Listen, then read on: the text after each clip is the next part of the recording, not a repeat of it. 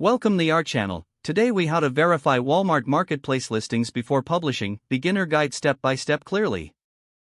To verify Walmart marketplace listings before publishing, start by logging into your Walmart Seller Center account. Navigate to the inventory section of the dashboard. Here, locate the product listing you wish to verify. Click on the listing to open the detailed view. Review the product title for accuracy and relevance. Ensure the title includes essential keywords that customers might use in searches. Next, check the product description. Make sure it is clear, concise, and provides all necessary information about the product. Verify that the product images are high quality and meet Walmart's image guidelines. Ensure you have multiple images showcasing different angles of the product. Next, confirm that the pricing is competitive and aligns with market trends. Check that your shipping options are clearly stated and match Walmart's requirements. Now, review the product category selection.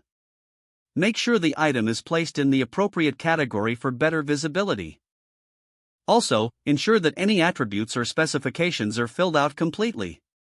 This includes sizing, color, weight, and any other relevant details. Now, check your inventory levels. Ensure that you have sufficient stock available to meet potential demand. If applicable, verify that any promotional offers are clearly stated and valid.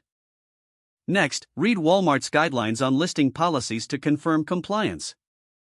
Familiarize yourself with any restrictions or requirements for your specific product category.